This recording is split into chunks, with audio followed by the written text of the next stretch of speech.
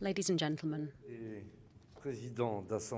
presidents of your respective assemblies, ladies and gentlemen, elected representatives, ladies and gentlemen, it's my honor and indeed pleasure to be opening this meeting among parliamentarians, which gives me the opportunity to offer my extremely warm thanks to my counterparts and the representatives appearing today, who have shown via their presence the importance that they attach to seas and oceans.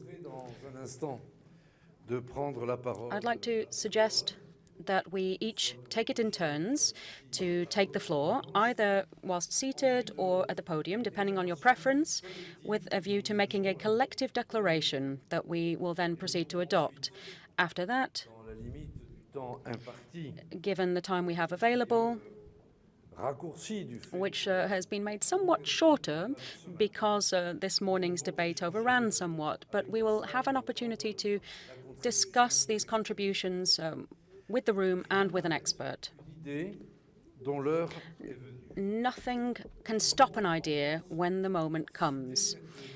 This is a quote from Victor Hugo, one of our greatest poets. But I'm also sure you will agree, one of the greatest representatives that has ever graced the National Assembly. And my compatriots have shared their ideas and their idealism in these ways, and we can understand what is meant behind that quote. Nothing can stop an idea when the right time comes, given the recognition of the importance of consensus when it emerges within our societies. Today, the ocean is an idea, and its time has indeed come. Consensus is growing across our societies, given the importance of the oceans and what they represent to the whole of humanity. The good physical and chemical condition of the oceans has a direct impact on human life. Over the medium term, it determines the fate of our islands and nations as to whether we can live there or not. They also have symbolic and perhaps even spiritual importance as well for many cultures. And we have considered oceans as a precious source of resources. And we now understand that oceans, in the depths, on their surfaces, given their dynamics, they are an integral part of the Earth's ecosystem. Consensus is also growing regarding the scale of the threats, the size, the power, the depth of the oceans could have the potential to completely change humanity. And we can see where the threats are. There's pollution, no doubt. Our oceans are polluted in particular by plastic, and this is reaching an extremely worrying magnitude. Overfishing has also jeopardized the very renewal of certain resources. And other changes have taken place too, stemming from humans, which is having a huge bearing on the ocean. The density of greenhouse gases in the atmosphere triggering climate change is also leading to a significant acidification of our oceans, as well as the warming effect as well, which is destabilizing currents. One final consensus, if I may, seems to be emerging, and that is the hope that we can save the oceans if we recognize what's at risk and if we cooperate to protect against these risks. Humans are capable of looking after common goods as soon as we have consensus about the very importance of these common goods, the human threats weighing upon them, and the way in which we continue to use these common goods without jeopardizing them over the medium and long term. Taking care of common goods, unless there is an imperative urgency, doesn't prevent them from being used. It's more about maintaining human activity whilst organizing it in such a way that common goods don't dry up or burn out. Ultimately, we have to find the right balance between protection and human activity, and that comes via debate and discussion among elected representatives, such as we are. And it's almost a principle. There is a need to find out how oceans are evolving. First and foremost, we need to make sure that we enhance our knowledge of the oceans, accumulate knowledge. We have to facilitate research across all disciplines so that we have a better understanding and are able to anticipate better climate change and the consequences that pollution has, particularly from plastics. Marine exploration needs to be benefiting from all of our support because we cannot defend what we don't know about. There are no sustainable common goods without governance, and there cannot be governance without real decision-making bodies. This means that we have to support instruments aimed at conserving and promoting the sustainable use of marine biodiversity. And this comes down to national levels and the BBNJ initiative, which these are what is at stake for this session, which it is my honor to be opening now. And I am eager to hear from you about these very pressing subjects, and I would like to thank you for your kind attention. At this stage, I would like to give the floor to Madame Laëtitia Saint-Paul. Madame Saint-Paul is the Vice President of the National Assembly, and she has also been given this role by our Assembly to chair this part of the French presidency as it presides over the European Council. Thank you very much.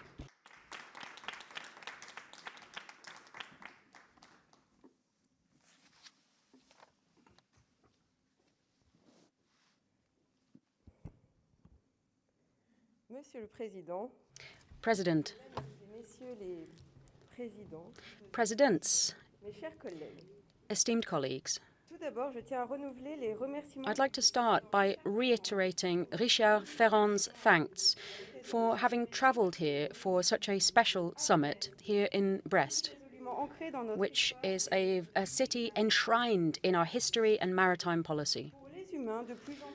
For human beings, more and more we are coming closer together across continents, and for us, the sea represents the future. This is from Yves Le Prairie, who is a maritime official, a writer from Brest, and was the first director of the French Institute for Sea Research, who has been honoured this morning. And this institute, based a few kilometres away, represents just how much we want to bring oceans right to the fore of our policy making. Preserving the seas and oceans must be a priority for all. The melting of ice, natural catastrophes, all of these events are things that we cannot afford to turn a blind eye to. Given the vital resource that the ocean is, we must remember that 50% of the air that we breathe comes from it.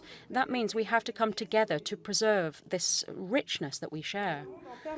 In a world that is in constant state of flux, it's less and less easy to do this. There are many, many challenges, and there's more competition as well between us, which are also aspects that must be taken into account when we come together to think about how we can offer protection to our oceans and the biodiversity they contain.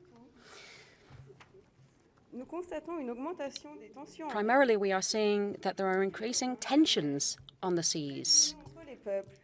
Seas have been used to trade between people, and that means that they become the first place where conflicts arise.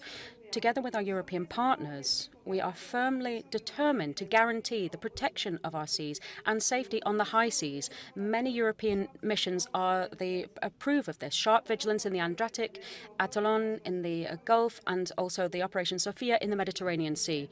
Safety on the seas to guarantee free navigation is essential to international maritime law. It requires free movement, including territorial regions from other countries and the free and inoffensive passage through these territorial areas. This is a freedom which is becoming increasingly important on the high seas because it represents 64% of the ocean surface area where free movement is required. It's abused all too often, especially in the domain of fisheries as well, and it's threatening our natural resources as well, which must be preserved. I would like to mention the Intergovernmental Conference on Marine Biodiversity for areas that do not fall within national jurisdiction, which is going to be taking place soon, which is aimed at preserving marine biodiversity on the high seas as part of looking at the current legal framework.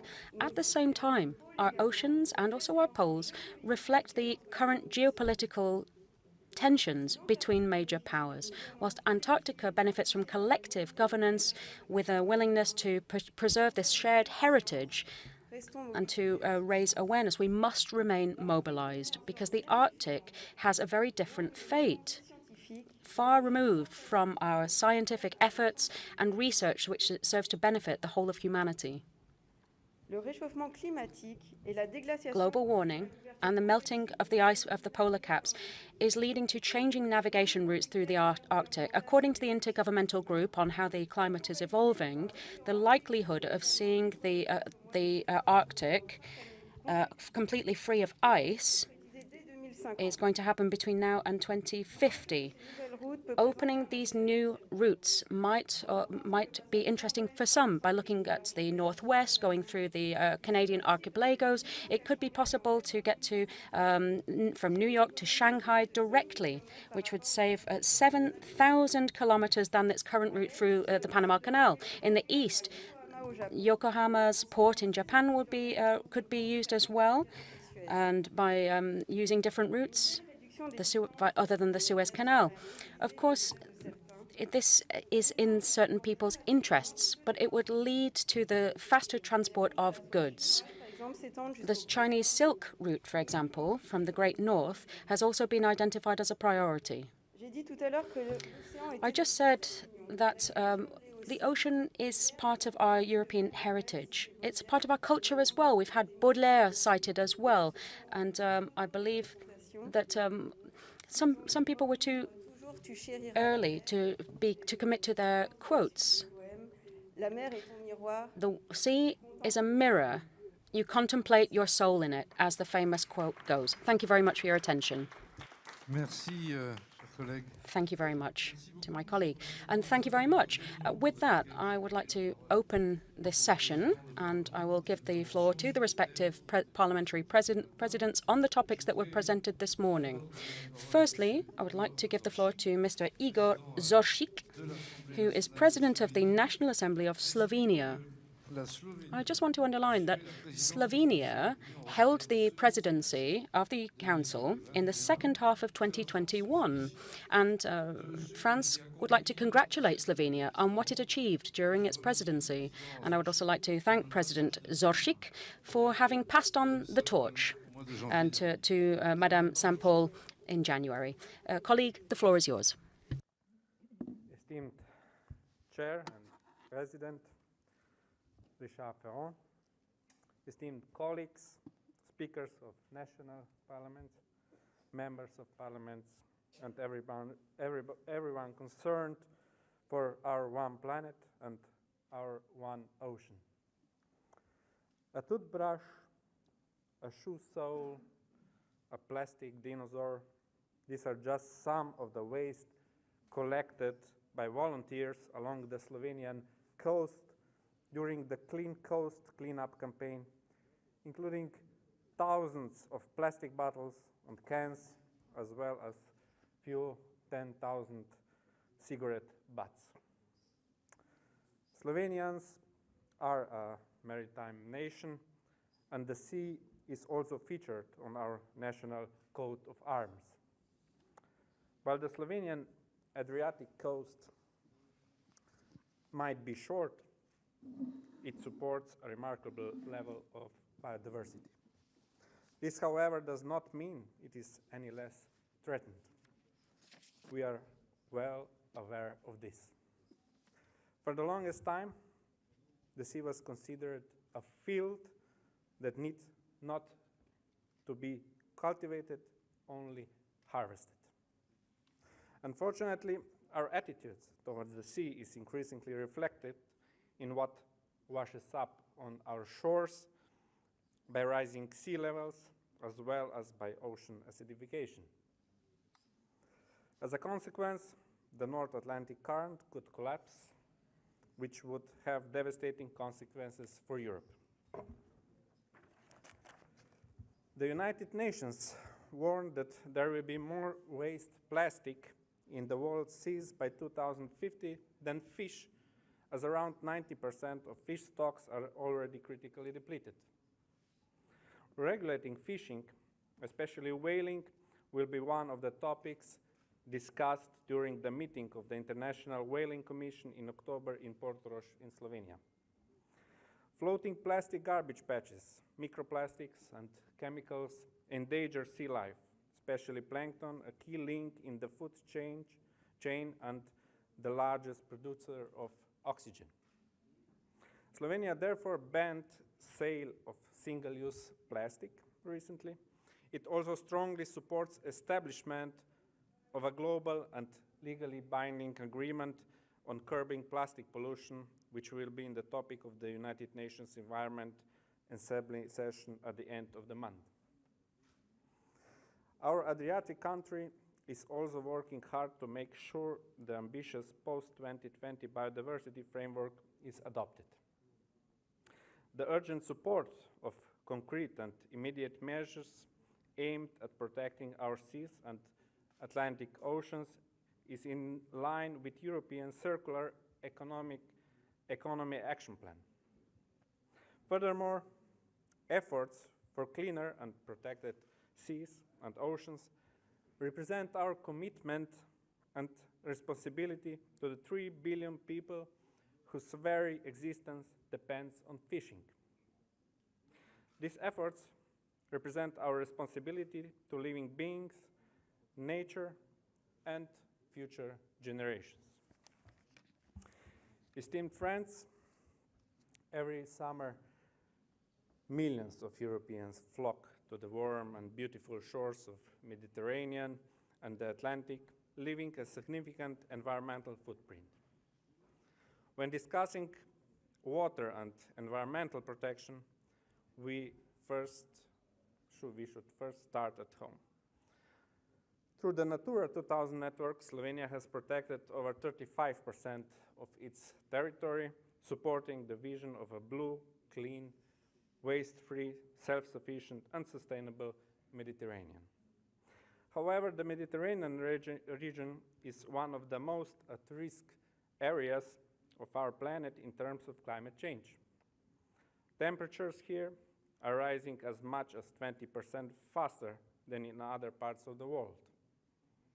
The sea ecosystems are further endangered by illegal and unregulated fishing, population pressure, and coastal development, as well as by growing number of oil and gas wells, triggering additional geopolitical rivalries in the region. Ladies and gentlemen, here and now is our opportunity and responsibility to work together with the United Nations and other stakeholders at the One Ocean Summit. We have an ocean of solution, we have heard of them today, to the complex environmental challenges. But we do not have an ocean of time left to act. Let today be the day we join hands and form a coalition dedicated to protecting our blue, clean, and living ocean and the planet. Thank you.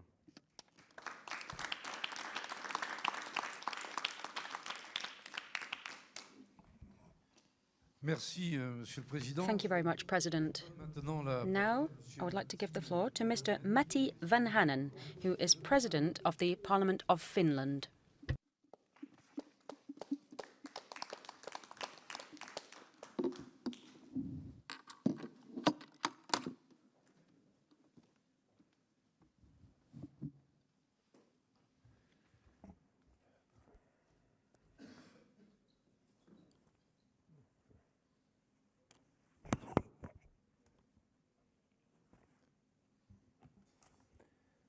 Mr. Speaker,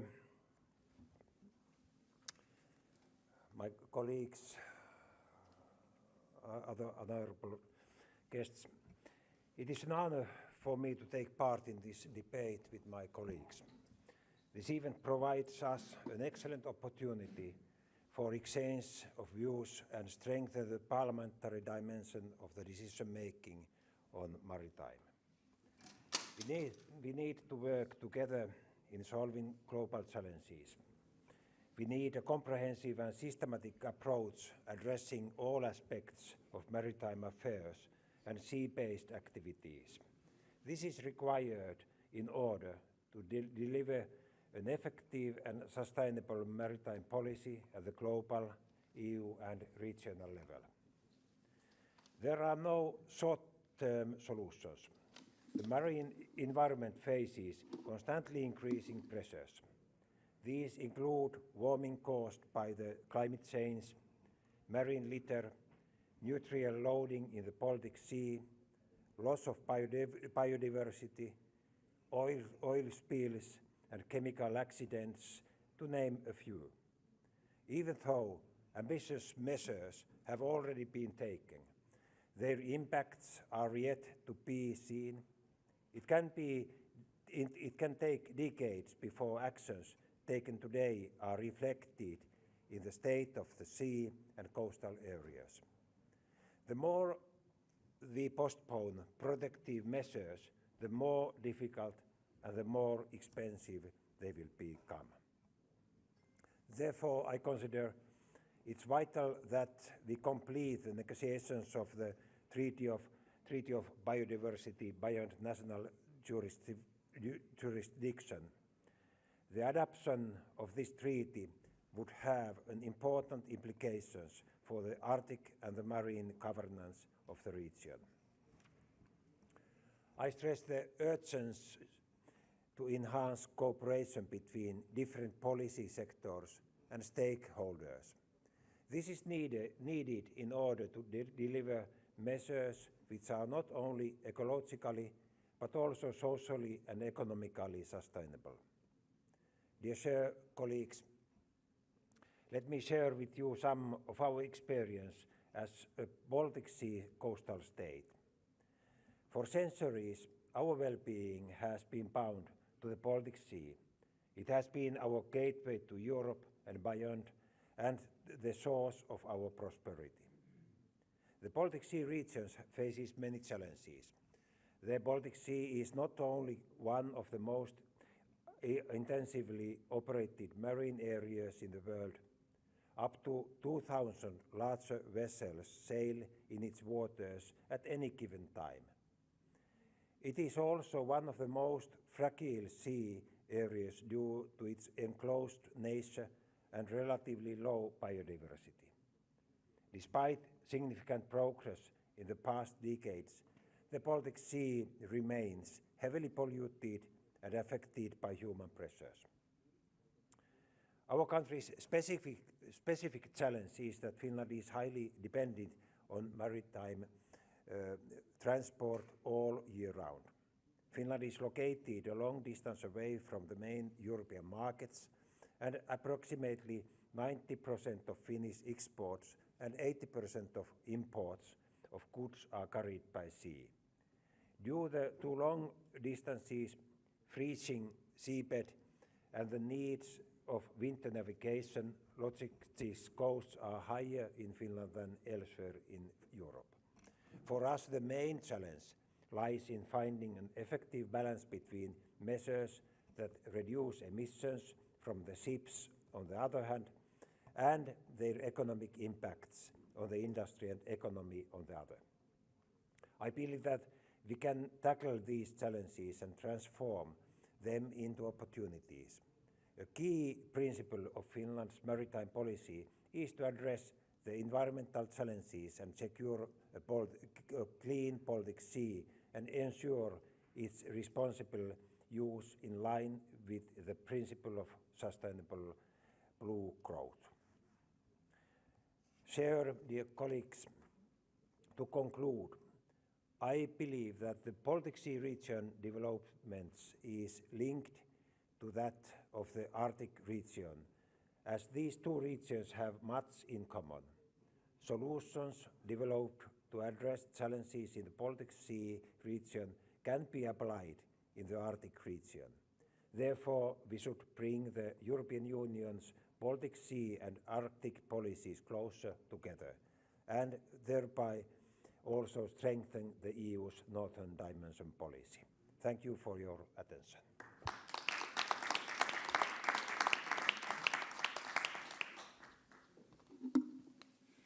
Je vous remercie. C'est bien, ça fonctionne? Oui, bien. Je vous remercie, chers collègues. Thank you very much. Permettez-moi maintenant de vous Allow me now par vidéo to present to you la contribution with a video, a contribution from our colleague Nancy Pelosi, President of the Chamber of Representatives from the Congress in the United States, who has sent us a video message, and I would like to extend my warm thanks to her. I just want to underline that it is very important to have and to incorporate into our discussions this intercontinental dimension. So, if you'll now turn your attention to the screen, we should be seeing Madam Nancy Pelosi appear. The U.S. Congress, it is my honor to bring warm greetings from across the Atlantic to the inaugural One Ocean Summit. Thank you, President Ferrand, for your introduction and for your leadership at the helm of the National Assembly, especially on the issue of climate. And thank you, President Macron, for convening so many distinguished leaders for this meeting and for your outstanding commitment on the world stage to preserving our planet. As House Speaker, it was my privilege in 2019 to attend the G7 Speakers Conference here in Brest, France, where the theme was Parliaments Committed for the Oceans. Thank you, President Ferrand. It was a remarkable session. So it is fitting that world leaders again meet in Brest, where we see the impacts of the climate crisis on our oceans firsthand, from warming waters killing off fish and shellfish, for the rapid erosion of your beautiful coastline. Soon no coastal nation on Earth will be spared the impacts of this accelerating climate crisis. With sea levels rising, water growing warmer and more acidic, oceans being polluted with more toxins. The threats to the ocean posed by the climate crisis are threats to humanity itself. Every aspect of our lives is at risk. Our health security, from clean air to clean water for our children, our food security, risking a safe food supply for more than 3 billion people who rely on seafood as their primary source of protein. Our economic security, risking millions of good-paying jobs in fishing and tourism. Our national security, global security, as serious threats could emerge from competition over resources and habitat.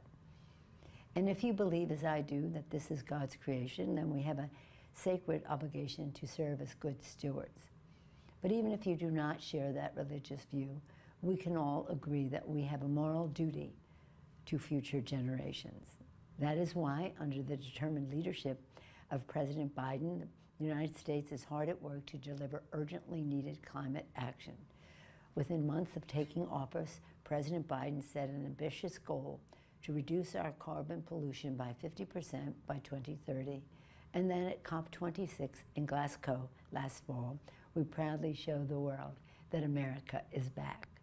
Right now, House Democrats are fighting to pass the largest, boldest investment in climate history, creating a fast track to 100% clean energy, spurring innovation in green technologies, advancing environmental justice for underserved communities, lowering families' energy costs, and of course, creating millions of good-paying union jobs. As President Macron declared when he addressed the United States Congress in 2018, there is no planet B. So in that spirit, let us continue our vital work together to protect our oceans, combat this climate crisis, and build a more sustainable future for the children.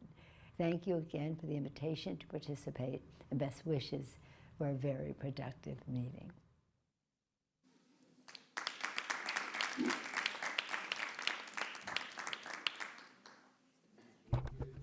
Merci évidemment la présidente Pelosi. I would like to thank Son President Pelosi, et je suis Speaker évidemment Pelosi, for her involvement, and I'm of course very aware si and je- very sensitive and very happy to pour hear the compliments that she gave for our speakers conference in 2019, and also to the commitments that are made by France and the President of the Republic. I would like to now give the floor to Mr. Angelo Farrugia, who is President of the Chamber of Representatives in Malta. Dear colleague, you have the floor.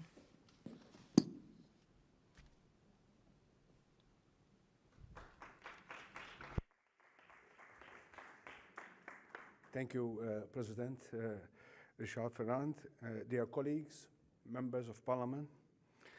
Just to add what you have been saying about Pelosi, she was also very active recently in the pre-COP conference held in Italy, and she was one of the speakers, and she left a very good message before we went to Glasgow. First of all, I would like to start my intervention by thanking President Emmanuel Macron for managing today and in the last days to bring together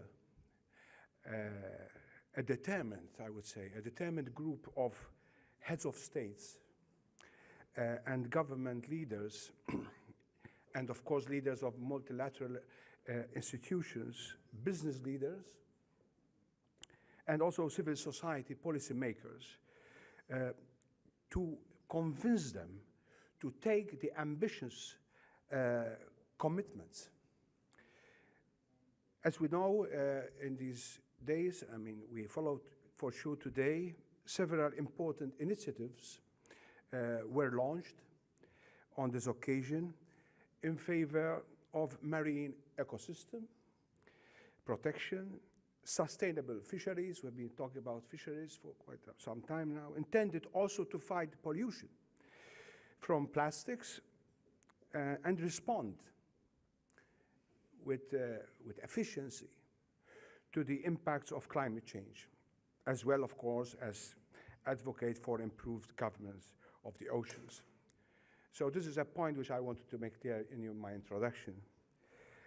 We all are invited as parliamentarians, and I want to congratulate you for this important forum, the Parliament of the Sea, because we as parliamentarians, we have to discuss the issue at parliamentary level, and we have to come in terms together what we can do in order not only to share initiatives, but also to share solutions, legal solutions, with other stakeholders, of course, involved in the issue. And I would say in this first edition of One Ocean Summit, which we have been attending.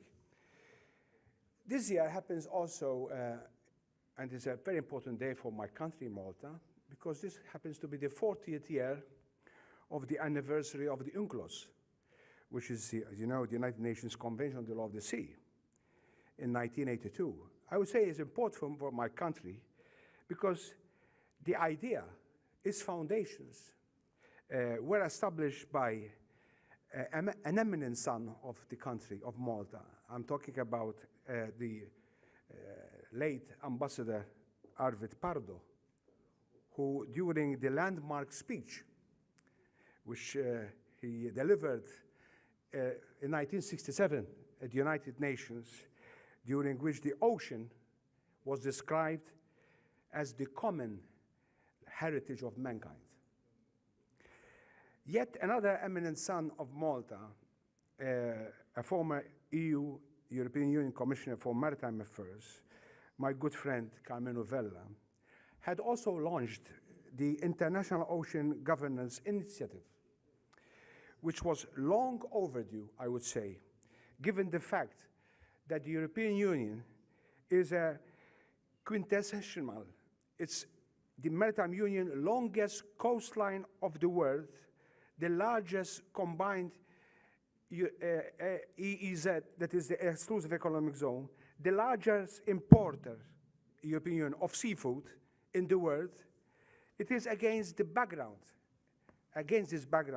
that in October 2017, we decided, Malta, the smallest country in the European Union, to host also the second International Marine Conference called Our Ocean, which made a substantial contribution towards strengthening ocean governance. In fact, during the presidency of Malta in 2017, one of the main areas that we had to address during the presidency was ocean governance. The participating states made over 400 tangible and measurable commitments, pledged at that time 7.2 billion to save the oceans, besides declaring that 2.5 million square kilometers as additional marine protected areas. So we need to do a lot. Malta also was one of those countries that we also legislate to mitigate the generation of single-use plastic, mentioned also earlier by President Macron, through the implementation of the first set of measures listed with the sub-strategy, which is a total of 130 measures in January 2021, through which the importation and production of such materials, including that of plastics, plates, cutlery, straws, drinks, mixers, drink vessels, food containers, that is for immediate consumption, is now completely banned and prohibited. So even the sale of these materials has been completely prohibited. We also offer, as a country, a diverse portfolio of training and capacity building opportunities on several key ocean governance-related disciplines through a number of organized, accredited, and internationally acclaimed institutions. Of course, as you know, in Malta we have the IMLI, which is the International Maritime Law Institute, which was founded way back in the 1970s. We have also the famous, renowned Mediterranean Academy for Diplomatic Studies. And we have also the Institute for Islands and Small States Institute. And also, we, as being part of the Commonwealth, we also have the Commonwealth Small Islands Center of Excellence. I have to stop, or I can take some more minutes? I can. Well, I'll be short, but I want just to come with a proposal. I go to the proposal. And the proposal from our side is this. We need, as parliamentarians, to address this issue. But in order to address this issue, we have to come with a proposal. And I feel that a good proposal is to promote ocean governance on an international level, is to request the Secretary General of the United Nations, we write to Guterres, to consider the establishment of an appropriate mechanism or panel which could coordinate the work on ocean governance being undertaken by organs both within the United Nations, but also by organs outside the United Nations. The new mechanism, if this proposal comes into fruition, would make recommendations to the General Assembly on the formulation of a global strategy to ensure, now from talk to walk, so we have to ensure a holistic approach towards ocean space in the spirit of the 1982 Convention of the Law of the Sea. So I conclude, greater efforts definitely need to address land-based sources of marine pollution, reduce pollutions from ships, as we heard this morning, by addressing also anti-fouling paints, air pollution, ballast water discharges, and ocean dumping. This is endless, but thank you very much.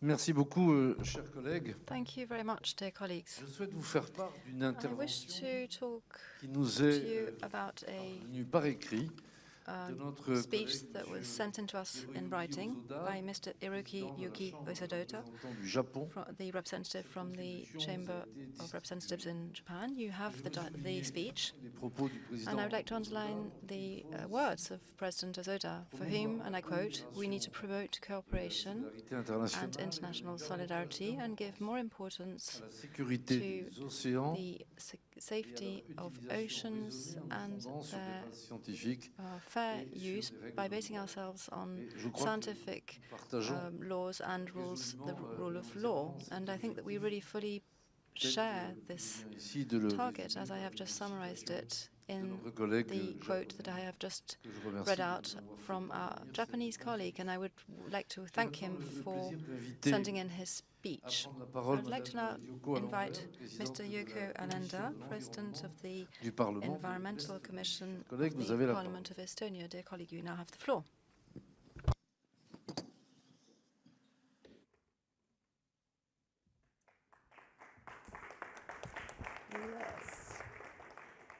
Thank you, Mr. President, for giving this opportunity. Dear colleagues, big important goals and big proposals have been given out here today.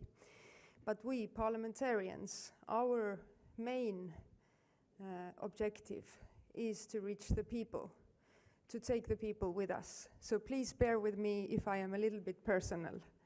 We have a saying in Estonia that the sea gives and the sea takes. My father was also taken by the sea, but still water is the element that I love the most.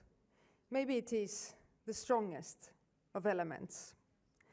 So how about it? It was also talked about in the poems. Have we been only taking, and what have we been giving back? We have been giving back pollution and waste. So it is time to change this tide. So thanks again, Mr. President of the National Assembly, dear colleagues, for all this attention to this issue. Estonia is a small country at the coast of the Baltic Sea. Our dear neighbor, Finland, already gave you a couple of facts about our common sea. With great concern, we do admit that our home sea is one of the most polluted seas in the world. It comes down to the fact that it's a very closed sea. It doesn't have a very good exchange of water, so it's almost like a lake. But still, when we had really tough times in Parliament, we were maybe stressed out, we were in the opposition, we were very concerned that our country was not going the right way. In the middle of the winter, my colleague, who is the Minister of Social Security now, after the session, we went out in the freezing cold and we went for an ice swim. And that really cleared our head. I think it is something that many of us have felt during COVID, and it's become almost a trend. So the sea is important to people. We must find the points where people connect with it, I think. So where do we have our problems? The main one is the higher eutrophication level of our coastal waters. It's a long-term problem that also takes a long time to solve. This huge scale, the complexity of the problem is also one of the reasons why it's so important to find points where you can actually take the people along, because otherwise it just all seems too complicated and too far away. So we are looking for ways to have less nutrients and also have a more sustainable agricultural practice. Of course, the depletion of fish stocks, overfishing, is another problem that is addressed. We are looking for innovative, sustainable sea farming. Also, the more efficient use of marine resources, and it's an unavoidable future of the circular economy in the maritime sector. We must be able to manage the use of marine resources in a way that does not cause harm to the marine environment or add pollution. So also, it has been stressed many times, it is really important that we know what is happening with the sea and what are the effects of these activities. So knowing this, we can target more efficient measures to eliminate the negative effects of the pollution. So during the last several decades, there has been made great efforts to tackle these main problems at the Baltic Sea, but there's still a long road ahead. So in Estonia, we have monitored and assessed our marine environment to get the best status update of it, so that we could make better and more sustainable decisions for the long run. In the recent years, a national marine litter plan, including approximately 100 actions to decrease marine litter level or prevent its increase, has been compiled. Legislation has regulated more agricultural nutrient inputs to the sea, and we continue to develop more sustainable practices for agriculture. Also, we have managed to renovate and update the biggest municipal water treatment plants, and the work continues with the smaller ones. In the last 10 years also, an intensive process of marine area planning has been going on, so that we could increase our marine protected areas in the coming years. So these were just a couple of examples. So regarding maritime sector, we do have some concerns, especially international shipping. We believe there is more room to contribute to achievement of the Paris Climate Agreement in terms of further reducing CO2 emissions in shipping. Baltic Sea is declared as particularly sensitive area by International Maritime Organization, and ships can only use low carbon fuels when sailing in our waters. And thankfully, we have heard today that the similar approach could be more widely used also in other marine regions of the world. And moving in that direction is also giving ship owners the assurance that low carbon fuels are available all over the world. And I really liked the input of the sector earlier during the day. So as a small state with less human resources available than bigger countries, Estonia is highly interested in digitalization of the maritime sector. Besides monitoring and reporting systems, this also involves ships giving away waste in ports and any other activities needed for environmentally friendly shipping. So, of course, also the strength in the Baltic Sea, as with all sea and ocean policies, it lies in working together. So just in the end of October last year, Estonia, with the rest of the Baltic Sea neighboring countries and members of the Baltic Marine Environment Protection Commission, adopted a new Baltic Sea Action Plan. The plan gathers 199 actions, which all contribute to a healthier Baltic Sea by 2030. So it's an ambitious plan and a clear roadmap that can lead to a better marine environment in our region. So on the positive side, we have seen that issues with and in the marine environment have been taken to the wider public, and Baltic Sea as such has been more in sight. Of course, also this whole world Congress gives it a lot more importance. So it gives us hope that together we can tackle the obstacles and move in the right direction. So to come back to President Macron, he talked about trust.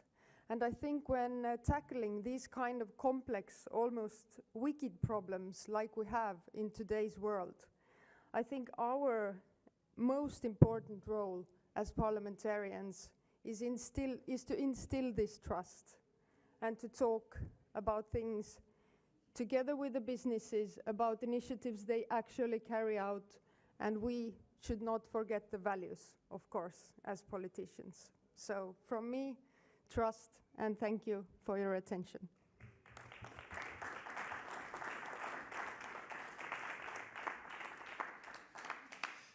Merci beaucoup, chers collègues. Thank you very much, dear colleague. I'm now handing the floor to a colleague who represents the Chamber of MPs in Italy. President Fico was not able to be with us for this meeting, so with great pleasure I welcome Mrs.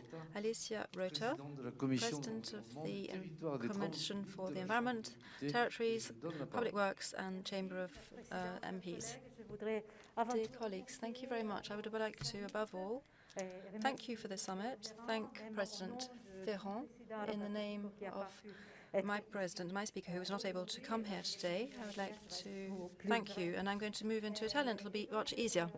Quindi considero oggi molto importante che nel quadro del vertice Un Oceano today it is very important that within the context of this One Ocean Summit, our assemblies and parliaments have this area and space to be able to express their points of view on questions that are very important in terms of protecting the environment, but also are very important to develop a model that will be economically and socially sustainable. It's also important for security, peace and international security, and also justice, as we saw in this morning's meetings. I won't go through all of the figures and questions that we talked about this morning that give us an idea of the emergency that we are dealing with. But I would like to come back and talk about various aspects that we are trying to find solutions for in Italy. There is continuum in our policy. This parliamentary meeting is not the first one. There were previous events that were very important events. I'm talking about the meeting of the lower chamber members of the G7 in September 2019 and the pre-COP for parliamentaries that happened in Rome before the Glasgow COP meetings.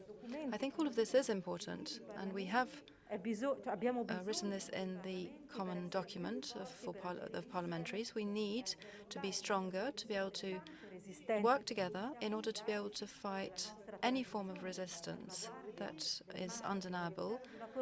And when we are talking about putting in place a system for environmental changes, we need to work together to face front to these common challenges. So we really need this holistic and global approach.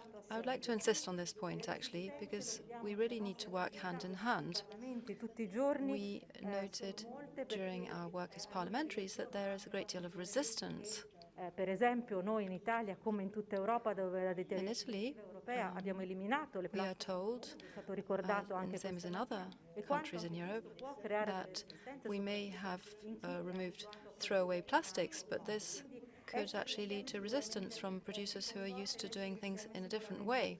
So the important aspect for us is to be united and together, because of course being united makes us stronger. Coinvolgimento necessario degli stakeholder, perché io sono convinta e determinata, non ci sarà transizione. Parliamentarians and parliaments can get all of these players to work together more closely, and I'm deeply convinced that we will not be able to preserve the oceans if we are not absolutely convinced that we need all of the players to be involved. Citizens, private sector, civil society, associations. We all need to be there to work together. We need to change our way of living, our way of producing. And the report that we obtained is undeniable. But it is not yet something that has been taken up. 80% of changes that are occurring are down to human activity. If, in addition to this, our oceans and our seas con la loro temperatura che si alza, con la riduzione del livello dei mari, are going through la soluzione, perché da loro global warming. Davvero è necessario anche cambiare. Well, we need to understand that our oceans are our lungs, and they are there to provide a solution. We need to, therefore, take all of this, bear all of this in mind, and take it on board. And we really need to put on the stage and get people to understand that it is very important to remove plastics, and we need to move from a linear economy to a circular economy very quickly. And as we said this morning, we need to renew with the economic function of protected areas. We're fully aware of the fact that this blue lung is often, and too often, overseen or neglected by countries. We don't pay enough attention to the ocean's blue lung, what we call the blue lung. Italy is surrounded by the sea and is a near island, but we don't see it, so we have a tendency to believe that it doesn't exist. But we're more aware of it. Now, I'm going to tell you a little about the initiatives that the parliamentarians have taken. We, of course, are more and more aware of the issues. And I would like to share with you the best practices and the areas that are not working so well. No, but what is obvious is that these protected areas are doing their job. Citizens really want there to be more protected areas, and we are slightly lagging on encouraging them to be set up. From our point of view, we need to be protecting 10% of the coastlines. We've managed to protect 700 kilometers of coastline, which is just over 10%, but we need to do more than that. As far as microplastics spreading through the oceans is concerned, we've just set up a new law. It was a law that took a while to be drafted. It's called Salva Mare, which means save the seas. And this law bill includes provisions to, on one hand, encourage the recuperation or the cleaning out of the seas from plastic waste, and also recycling. We also have new regulations for managing the fisheries, so waste that's fished accidentally are now considered to be waste that is produced by the ship that has fished them. So the captain of the ship has to remove them and recycle them as if they had been produced by the ship itself, which is a major change if you compare it to the previous law and standards. We have also integrated various European directives, as other parliaments have probably done. I'm talking about the directive regarding the certain plastics and certain ports and recycling facilities in the ports. Anche la disponibilità di navi da ricerca aggiornate per la mappatura dei nostri marini costieri monitorati. Found that we need to carry on research with specially adapted ships, and we need to have the right ships to follow the changes in the oceans. Vedere, diciamo, esplicato il loro straordinario potere. E poiché appunto oggi abbiamo avuto il piacere di sentire tanta parte della francese, restituisco quello nel 70° anno della morte, quello che diceva Dante a proposito di Ulisse. I might quote Dante when he talked about Ulysses. He invited Ulysses when he was going past Hercules. He said Ulysses had to rely on the ocean to carry on with his voyage. And as he said, and we say, the ocean is our lung, but it's also a guide to renewing with knowledge and virtue. Thank you very much for listening. Merci beaucoup, chers collègues. Pour terminer notre tour d'horizon, je donne la parole à Monsieur Pierre Karleskind, qui est président de la Commission de la pêche du Parlement européen, que je salue amicalement, et qui, par surcroît, quand il ne fait pas de politique, est océanographe. Et enfin, il a une autre qualité, c'est qu'il est brestois, et donc breton, donc c'est lui qui joue à domicile, si je puis dire. Donc, chers collègues, vous avez la parole. Merci, Monsieur. So I'm now going to hand the floor. I'm now handing the floor to Mr. Karleskind. So you went through my biography, my CV, before I took the floor. So I would like to thank you, and I would like to apologize for Mr. Roberto Nicolas, who's President of the European Parliament and who could not actually be with us here today. And today, this day, which is a very enriching and intense and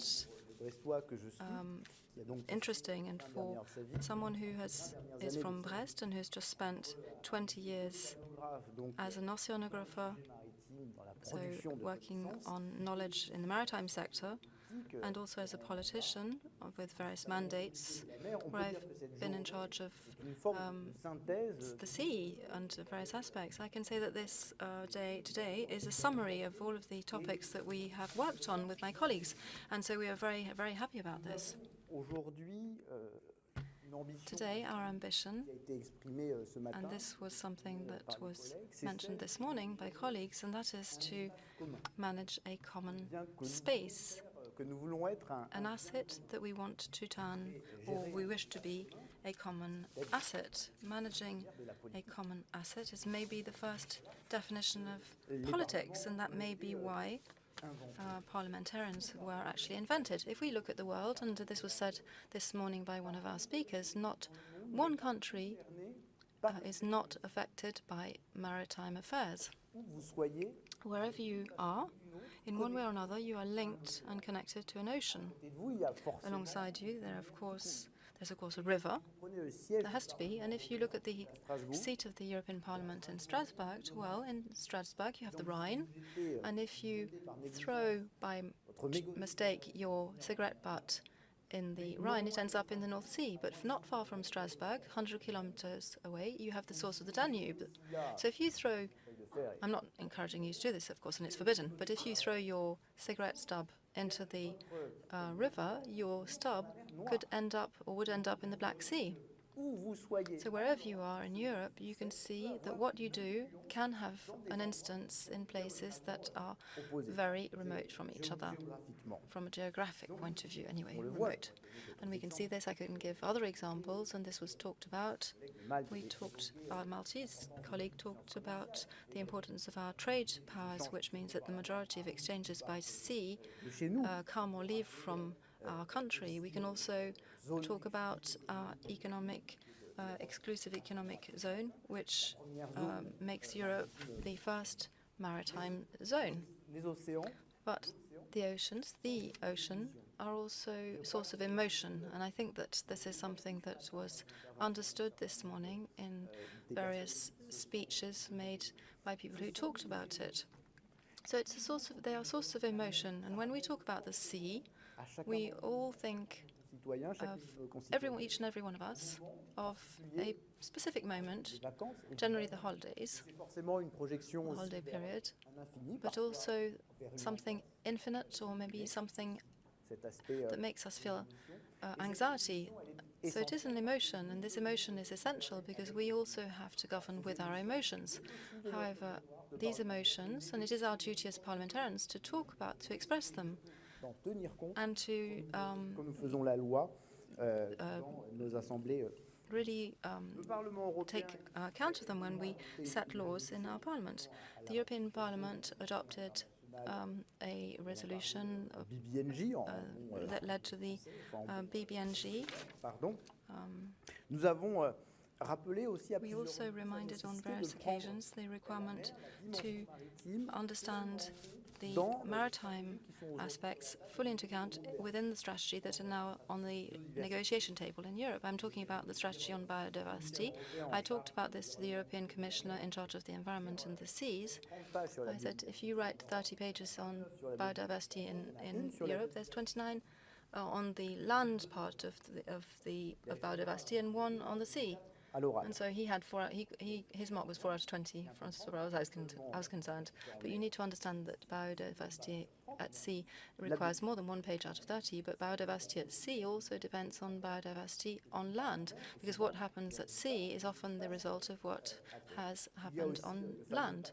There's also the Green Compact, which we remind with everyone with Catherine Chabot, that the Green Compact, if you remove blue from green, it makes yellow, and so it's no longer the Green Compact. So we try to push blue and the blue colour in this Green Compact.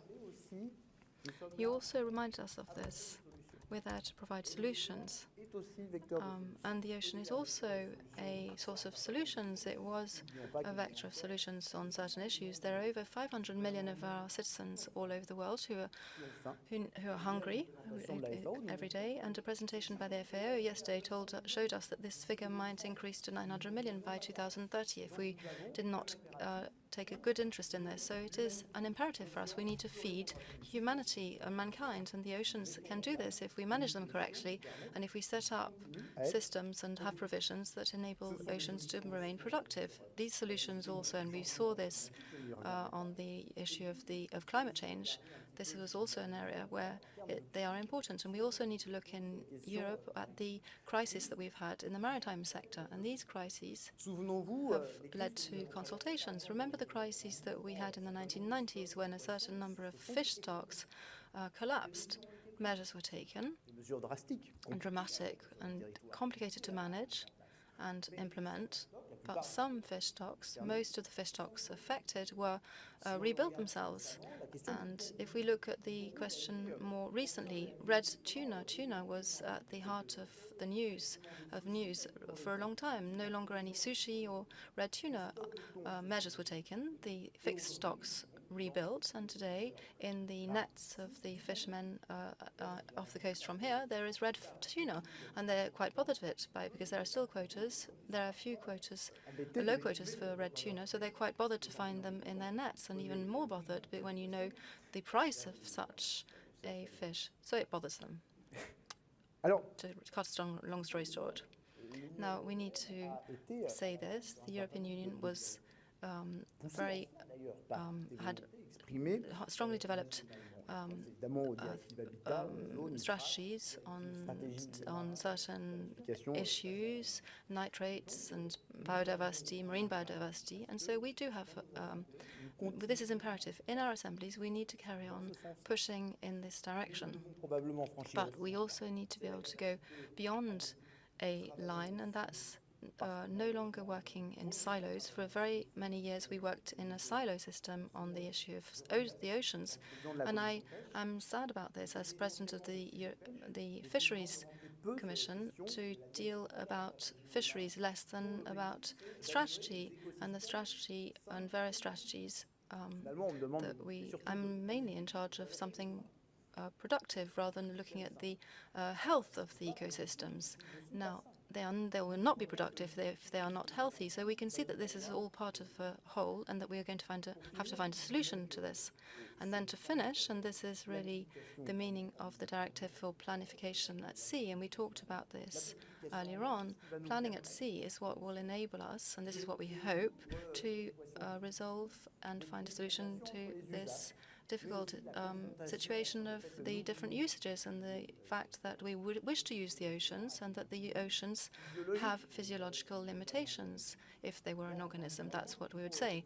And so they do have an environment that needs to be respected. And in order to achieve this, and I was talking about this with a High Representative from the French Administrative Services, when you look at the channel in the Atlantic Ocean, what today is requested in terms of marine protected areas, more wind farms, more aquaculture, more routes for maritime transport, more area for yachting, more areas for tourism. If you put everything on top of each other, you realize there's no more space, no more areas. And when you're having to deal with superimposition of these different aspects, and there are limitations, you have to make choices, and these choices have to be made through democratic processes, and that means going through discussions and consultation. And at times when we need to make choices on a national level, on a European level, and on an international level, more than ever, parliamentary debates are absolutely essential to ensure these choices are made in an enlightened and democratic way in our different countries. Thank you very much.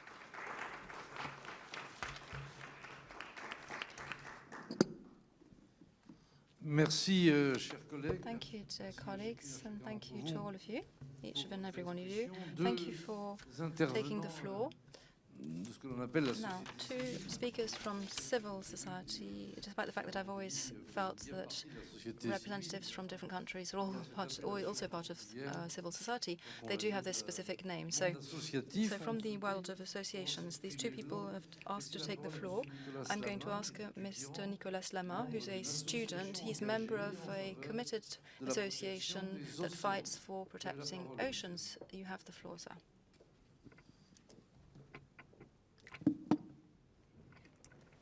distinguished parliamentarians. My name is Nicolas Lama, and I'm a 20-year-old student from South Florida in the United States. When I was 10 years old, I grabbed a surfboard for the first time. I paddled out into the warm Atlantic waters on my longboard, my older brothers beside me, and waited patiently in the ocean to catch a wave. Finally, one came, and as my dad pushed me into the wave and I stood up on my board for the very first time, feeling the energy of the rushing waters beneath me, I knew my life would change forever. That day, I fell in love with the ocean. Today, as a surfer and as an ocean lover, I am honored to join you today as a representative of EarthEcho's Youth Leadership Council, in a movement of global youth voices demanding our leaders act now on ocean climate solutions. We are all here today because we understand how crucial ocean health is for our planet and for our futures. This week, the question was posed, who are we protecting? And to me, the answer is very clear. It is the younger and future generations who will most deal with the consequences of the actions we take now. Empowering youth voices is key to building a durable ocean conservation movement that can move with the speed and the audacity needed to transform the future. Young people are the planet's largest demographic, accounting for 33% of the world's population. We, the youth, are the best positioned to create the behavioral change and actions we urgently need to protect our ocean planet. We, the youth, recognize that ocean restoration requires a multifaceted overhaul to our economic, social, and political systems. And we, the youth, understand that we must build a better system, not just work within the existing one. EarthEcho International is a nonprofit organization founded by siblings Philippe and Alexandra Cousteau. EarthEcho collaborates with youth all around the world to provide knowledge and develop tools that drive meaningful environmental action to protect and restore our ocean planet. Reaching more than 2 million people in 146 countries around the world, we support the next generation to become environmental leaders who will transform the future. I am proud to work with EarthEcho as a member of the Youth Leadership Council, an international team of young conservation leaders who play a key role leading EarthEcho's education programs while developing and implementing campaigns to mobilize our peers worldwide to protect the global ocean. Recognizing the urgent need for action to address the impacts of climate change and biodiversity loss, the EarthEcho Youth Leadership Council launched Ocean Echo 30 by 30, a global campaign to amplify the collective impact of youth-led action to support the goal of protecting and conserving at least 30% of the ocean by 2030. We achieved this through 1, youth education and training programs in the importance of highly and fully safeguarding marine protected areas. 2, active engagement in ocean policy through youth-led advocacy work. And 3, direct marine restoration efforts by youth in their local communities, from Hawaii to Florida, from Argentina to the Galapagos. And all of this is just the beginning. The power of youth voice in driving and building a durable ocean conservation movement is unmatched, and young people are already leading the charge. We are calling on world leaders to replicate EarthEcho's model of youth engagement globally, joining us in this movement. By involving young leaders in this very summit, the government of France is setting a very good example of ways governments can take critical steps to engage youth voices in the decision-making process. It is the world's young people who will be living with the outcomes of the decisions you make this week and beyond. Time is running out, and political words are not enough. Do not fear taking decisive action today for our planet, because our lives depend on it. But as you take this decisive action, do it with young leaders fully engaged and empowered as your partners. I challenge you all here today to take my words with you, from breast to your own national governments. What you do henceforth matters not just to me, but to all young people around the world. When it comes to the immense challenges facing our global ocean, we are all riding the same wave. let's make sure we are empowering young people to grab a board and surf it too. Thank you.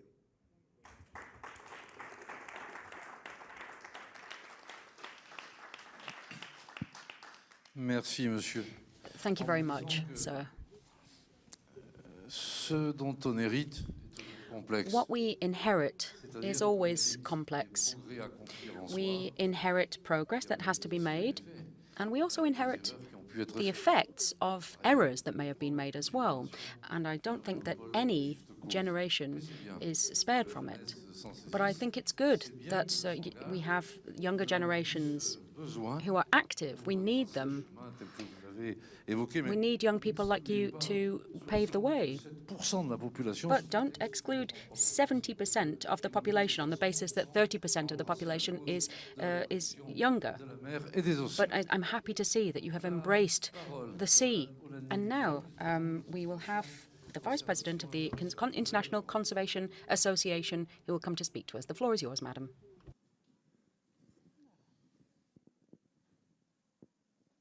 Good afternoon. Bonjour. It's really a privilege, honorable members of parliament and esteemed guests, to be here, and thank you for the opportunity and the invitation to speak with you today. I work for Conservation International and lead our Global Oceans program. You heard our motto today, people need nature, in those videos we shared through our Nature is Speaking videos, or Nature is Speaking series, excuse me.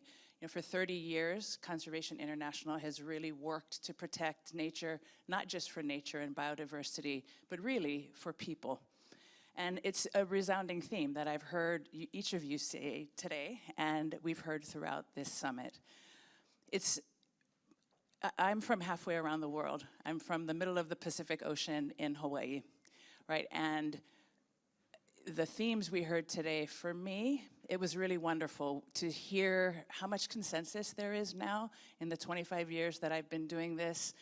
We used to argue with each other, and now I think we argue, what we heard was a resounding call to get on with it. Stop talking, let's start doing, and particularly for the next generation that we're leaving this very challenging inheritance to.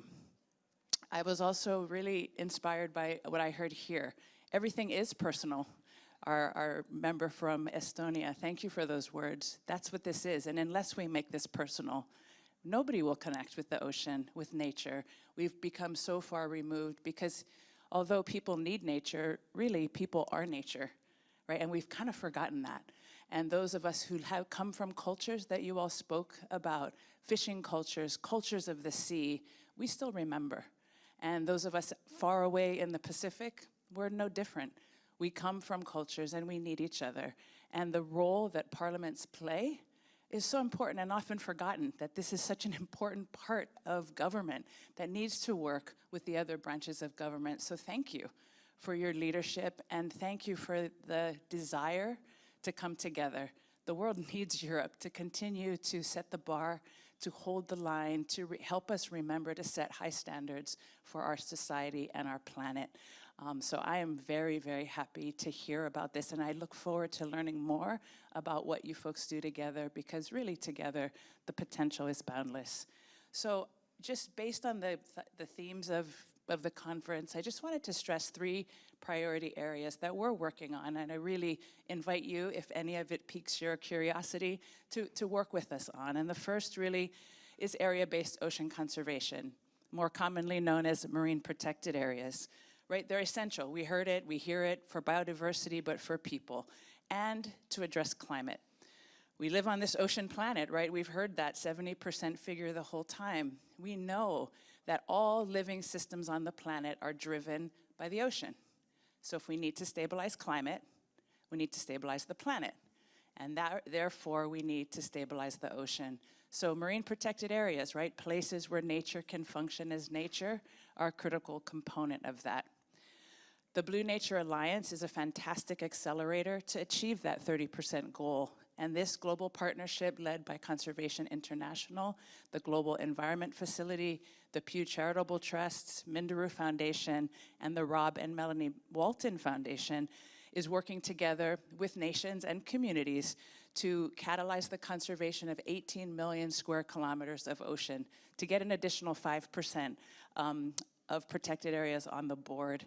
So these, and our goals are both in national and the national waters and the high seas. So we really invite EU stakeholders and governments to join with us.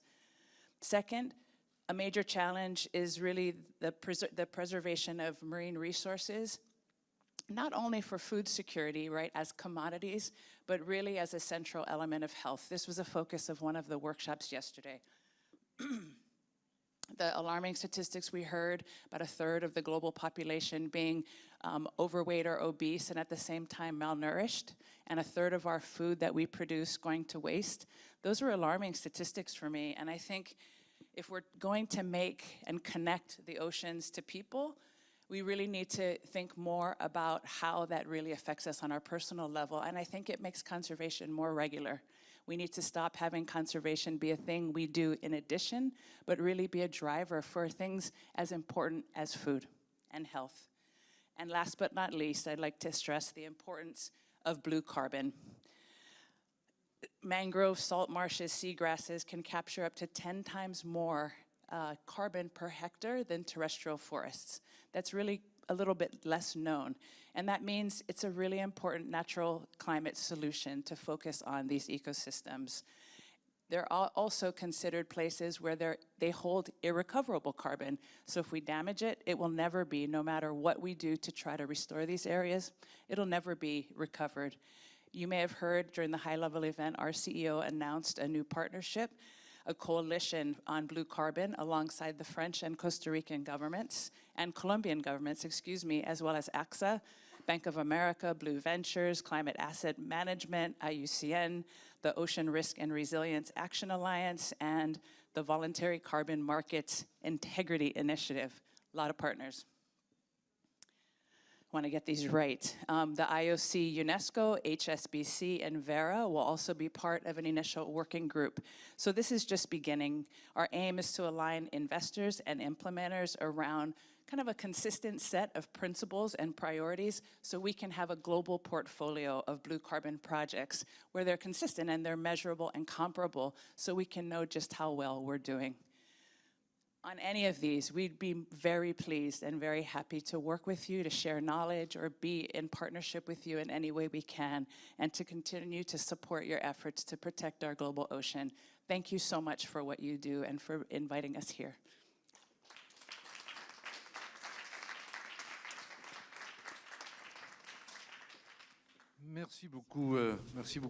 Thank you very much, Madam, for your contribution. Thank you very much for expressing your convictions, and thank you very much, ladies and gentlemen, presidents of parliaments, esteemed colleagues. Thank you very much for coming here to Brest and taking part in this event, but also for having made a direct and personal contribution to the work carried out by parliamentarians to this summit. I think that this is a real demonstration of the fact that parliaments and the citizens we represent need to be heard, need to be part of negotiations, of discussions that will lead to better protection for our oceans.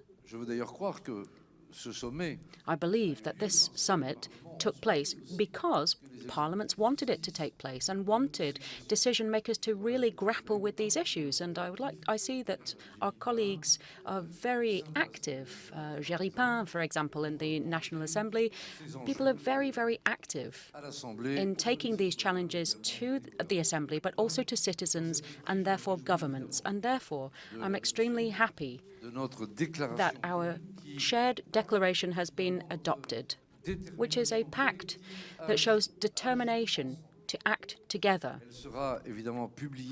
It will, of course, be published and then distributed.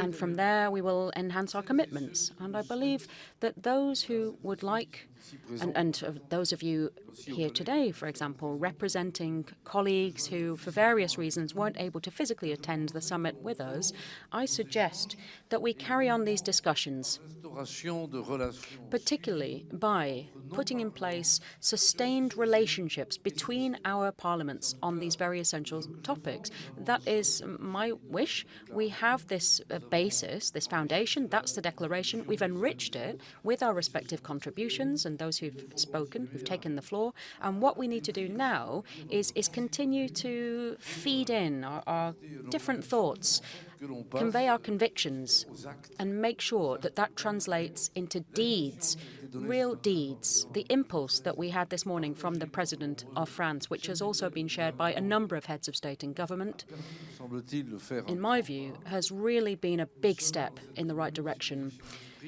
We follow these convictions. We see that people are becoming increasingly convinced of the need to act on these subjects which are of concern to us. So let's carry on. Let's continue pulling at those same threads, if I can put it that way, to ensure that the objectives that we have can be achieved as soon as possible, because as we know, there is urgency here. And as our Finnish colleague said, I believe, we don't have an ocean of time ahead of us. There is a real emergency here. We need to act. I wish you all a very safe journey home to your respective countries. And of course, we will always be happy, delighted, in fact, to be able to welcome you here in France. Even better if it's Brittany, but especially if it is to continue this peaceful struggle for the oceans, for our seas. Thank you very much indeed, colleagues.